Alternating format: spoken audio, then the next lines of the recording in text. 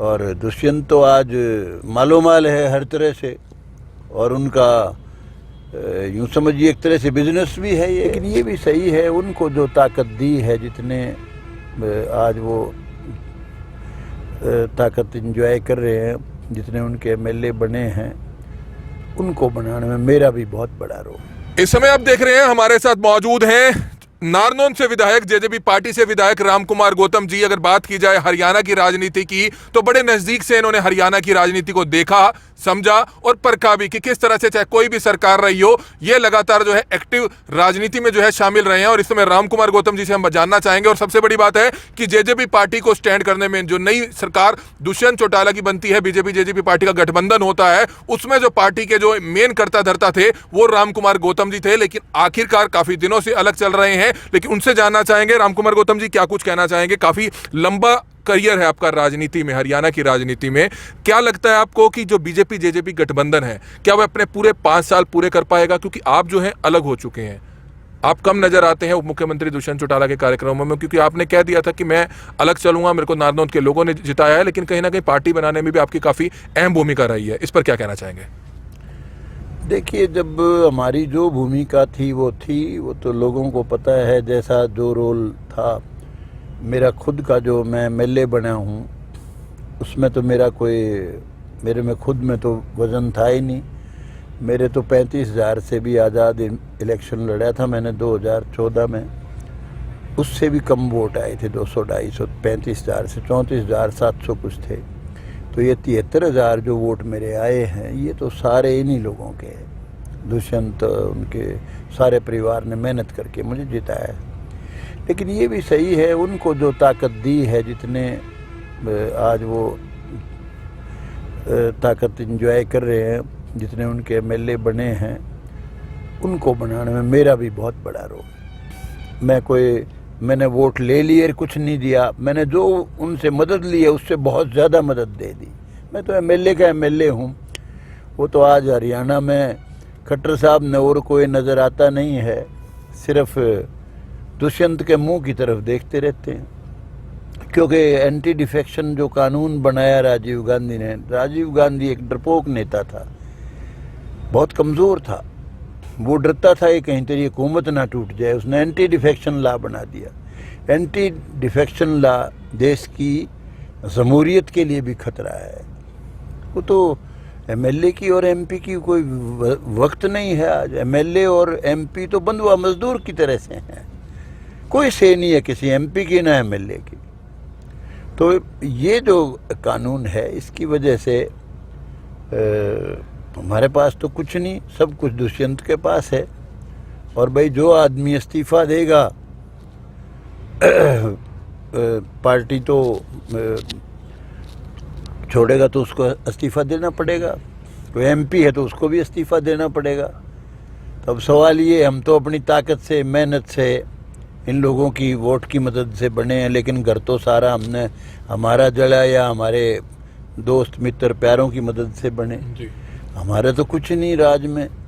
और दुष्यंत तो आज मालोमाल है हर तरह से, और उनका यूँ समझिए एक तरह से बिजनेस भी है ये। लेकिन सर, लोग एक सवाल पूछते हैं कि सभी मंत्रालय, चाहे एक्साइज डिपार्टमेंट की बात की जाए, खाद्य आपूर्ति विभाग की बात की जाए, या जितने भी जो बड़े महकमे थे, वो दुष्यंत के पास क्यों आते हैं?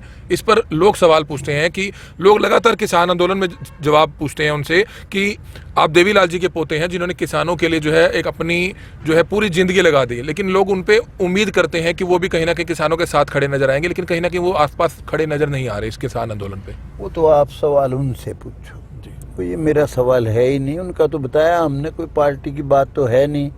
वो तो एक बिजनेस है, धंधा है। मतलब व्यापारी हैं लगता है आपको?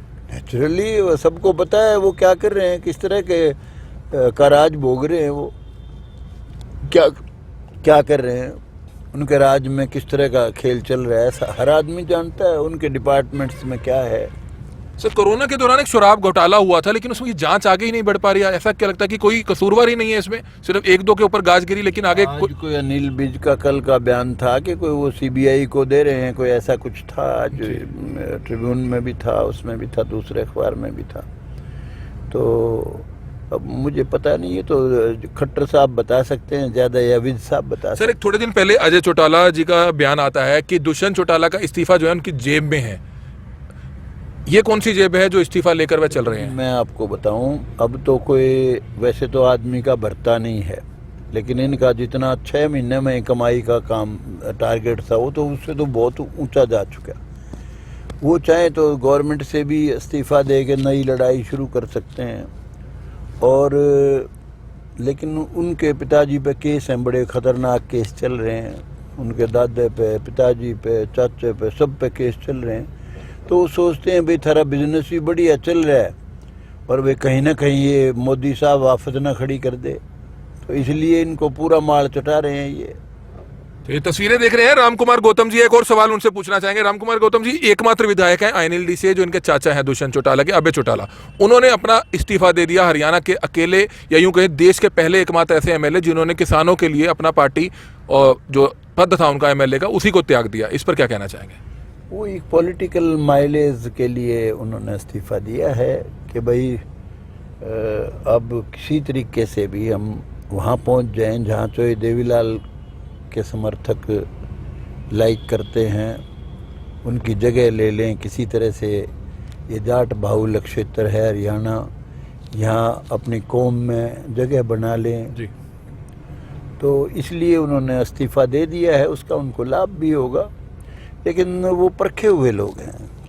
कोई ये नहीं कि कोई उनका इस्तीफा हो गया तो कोई लोग उनको लाइक करेंगे, लेकिन उनको पॉलिटिकल माइलेज तो मिलेगी। लेकिन ग्राफ, ये परखे हुए लोग। ग्राफ बढ़ रहा है। जेजेपी पार्टी के जिला प्रधान है करनाल के, आपने खबर देखी होगी, आईटी सेल के प्रधान है, उन्होंने पार्टी छोड़ दी। और भी कई नेता जो है पार्टी छोड़ने की बात कर रहे हैं। ये तो पार्टी है नहीं, ये छोड़नी क्या है, तो छुट्टी हुई है, तो कोई लोगों में ख़त्म है, इसके तो कुछ नहीं है। अब इनकी स्कीम क्या है भाई, 5 साल के बाद फिर लोग भूल जाएंगे जब तक तुम इतना कमा लो कि आगे फिर कभी ज़रूरत ही नहीं पड़े, इससे बढ़िया मौका कहाँ मिलेगा। और तो कोई बात है नहीं। तो आपको लगता है कि 5 साल पूरे कर पाएंगे? क्योंकि लगातार दबाव बढ़ रहा है दुष्यंत चौटाला पर कि आप इस्तीफा दें, इस तरह का दबाव। कांग्रेस के नेता सवाल पूछते हैं कि दुष्यंत चौटाला क्यों नहीं इस्तीफा दे रहे। लगता है कि 5 साल पूरे कर पाएगा बीजेपी जेजेपी गठबंधन हरियाणा में? नहीं, मुझे नहीं पता उसमें तो, लेकिन खट्टर सरकार को मुझे आज तो कोई खतरा नजर आता नहीं किसी तरह का। अब मैं ही हूँ, मैं चाहता हूँ 3 कानून वापस हों, मोदी साहब 3 कानून वापस लें। खुल के वकालत करता हूँ, किसान के पक्ष में बढ़िया से बढ़िया अच्छा कानून बने जिससे वो संपन्न हो, उनका जीवन खुशहाल जीवन हो। लेकिन मैं भी कोई खट्टर सरकार को नहीं चाहता कि कोई खट्टर सरकार गिरे। और कौन सा विकल्प है? आज कोई विकल्प है नहीं। लेकिन खट्टर साहब पॉलिटिकली